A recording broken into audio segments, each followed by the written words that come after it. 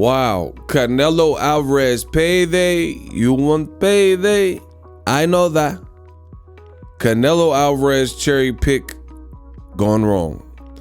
Fighting Dmitry Bivol proved to be a bridge too far. That's what I'll talk about in this video. What up, Fight World? It's your boy Ego, and I'm back with some more boxing. Now, I got to jump right into it. There's a lot of people that are seemingly having a lot of trouble comprehending this whole Canelo cherry picking, and they're full of emotion. How was Bivol a cherry pick? And they're kicking and screaming. So what better way than for me to illustrate what I'm talking about with a video? So I released a series of tweets, and I kind of want to go over them in this video. Let's get to it. Cherry pick gone wrong, Canelo versus Bivol. A lot of people can't grasp how this is a thing, right? So I said idiots are really attempting to overcomplicate this Canelo, quote, cherry pick gone wrong concept because they are emotional. It's not that Bivol was the worst fighter ever, but Canelo has shown a propensity to fare well with that stereotypical Eastern European or European style. So, chapter 1, Canelo Alvarez, if you look at who he's fought on the zone, he has not mixed it up well at all. The biggest events, the biggest names, he has not, simply put, he has not fought those people, right? He has not fought a diverse smorgasbord of fighters, right? Fights that a lot of people didn't even ask for weren't big events. How many, if we look at Canelo Alvarez on the zone, how many guys, if you look at his actual boxing record, remove any fighter that is European from like the UK or Eastern European, right? So areas like Russia, for example, and you would be left with who? Caleb Plant, Danny Jacobs. Let's continue. In addition, Dmitry Bivol did not look great in his last two fights. Watch the Craig Richards fights. See, so some people who are trying to overcomplicate this here, they haven't even watched the people in question. So I don't really expect much. That's why you guys come to me. If you watch Dmitry Bivol, if you watch his last two fights, he simply put did not look like he looked versus Canelo Alvarez, right? And we know Canelo is a great fighter, and with how he looked in the Craig Richards fight, and he did another fight, and he hadn't got a stoppage. He had like 6, I told you guys this in my prediction. He had 6 wins since 2018, 6 in a row. All of his victories, because he's undefeated, were by decision. We know how hard it is to beat Canelo via decision. So it wasn't likely that Dmitry Bivol was going to knock out Canelo. And he didn't knock out Canelo, right? And they still tried to jerk him, right? Let's keep going. Bivol was not a big buzzing guy, meaning he didn't have a bunch of star power and everyone was checking for him, right? Power-wise, he went the distance with the older Jean Pascal. People said he was going to knock out Pascal, but yet they went to 12 rounds. So now you start to see the picture come into focus. Canelo, quote, cherry-picked out of the bunch of guys he thought was the sweetest and the most ripe. Bivol, however, had other plans. Well played to Bivol. Bivol broke the mold, and he didn't fall into any stereotypes of how he should fight or how he would fight, and he was mixing his style up brilliantly. That's what I believe. So the thing is, people are struggling or pretending to struggle with this concept. Wow, how did he cherry pick and Bivol beat him and things like that? We are not talking about the actual outcome. Everybody can see that Canelo lost the fight. Stevie Wonder could see that, right? It's the perception ahead of time of who Bivol was and who and how he fights and how he can get down and his odds and the judges, etc. Against in comparison to anybody else. Like, for example, we're looking at the other light heavyweight another Russian. His name is Artur Beterbiev. His record is like 17-0 with 17 knockouts. So no matter who he fights, there's a definite element of danger because he's knocked out everybody. That's like fighting Wilder at heavyweight.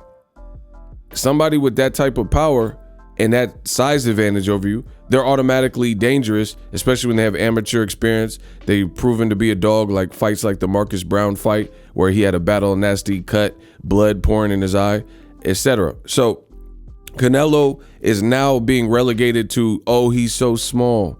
He's too small to fight against Bivol. Bring the fight to 168. So this is the same base, the Canelo base, that said that Beterbiev was easy work.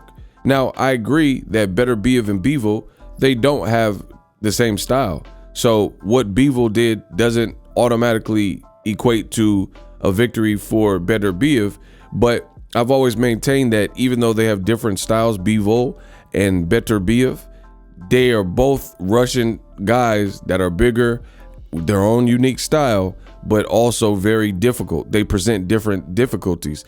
With Bivol, it was more of his stealthiness, ring IQ, ability to box with a bigger frame, and his craftiness. With Bivol, that's how, I kind of played the fight out. But with Beterbiev, you have someone who could box, but he really is aggressive and he has the type of power. If you get hit, like there were moments where Canelo was languishing on the ropes and he was getting touched and he was getting hit with headshots. If he got hit with headshots by Beterbiev, it might be lights out. I understand Canelo has a chin and all that. So the bottom line is, I still feel Canelo, he cherry picked, but Bivol had other plans and he didn't fall into any mold, and he, had his way with Canelo, to be honest. But that's just a credit to him and his training and his conditioning and his coaching. Yoel Diaz, great strategy. They did their homework. And I said people keep having a difficult time understanding the cherry pick because they think it automatically infers that Bivol is a horrible fighter, but it is the perception of what he could do at that given moment.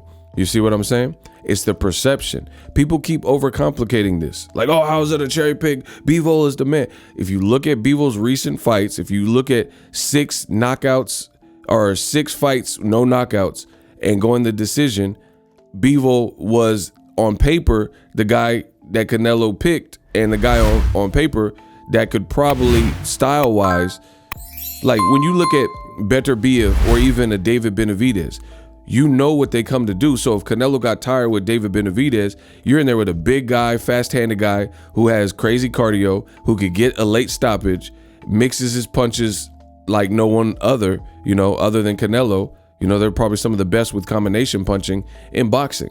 So those are automatically difficult styles. You see Dmitry Bivol stuff his jab in Canelo's face all night. Jermell Charlo, also bigger than Canelo Alvarez and possibly bigger than Bivol in terms of height, and he has one of the best jabs in boxing. So these styles to me are automatically difficult. And Jermell's also a dog. He showed that in many of his fights, right? So it's really the perception. People think, I can't speak for anyone else, nor do I try to, nor do I care what anyone else is thinking.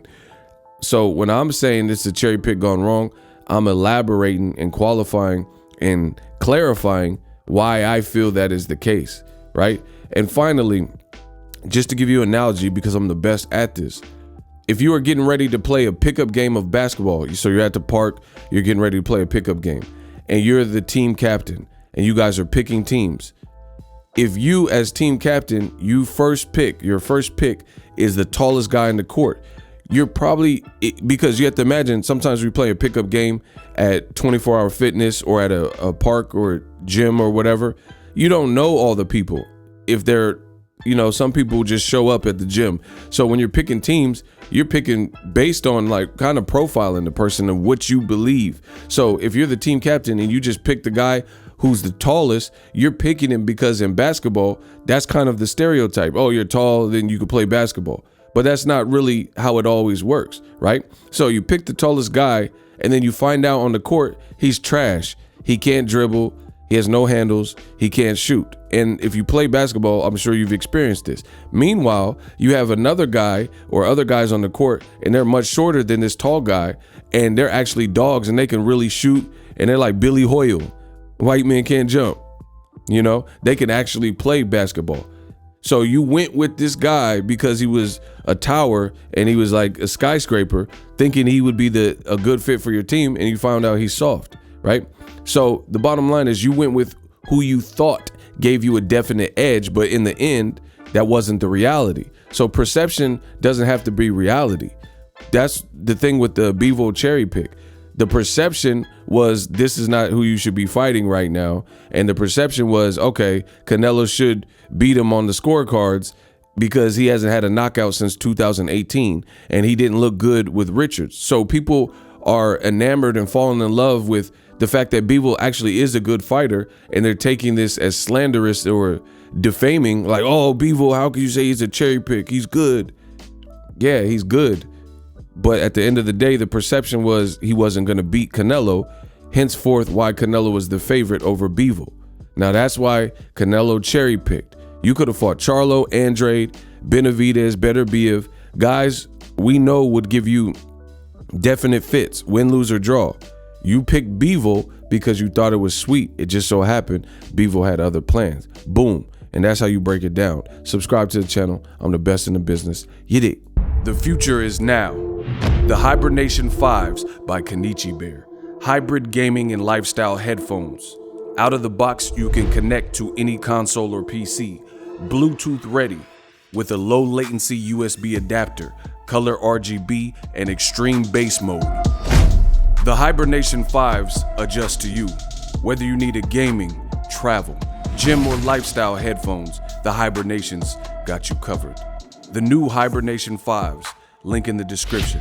Customize the way you hear the world. Welcome to the nation.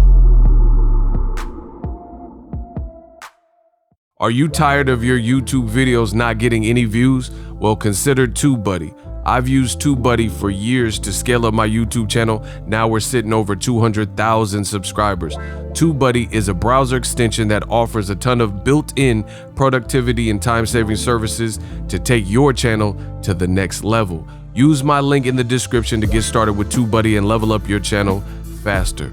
We working.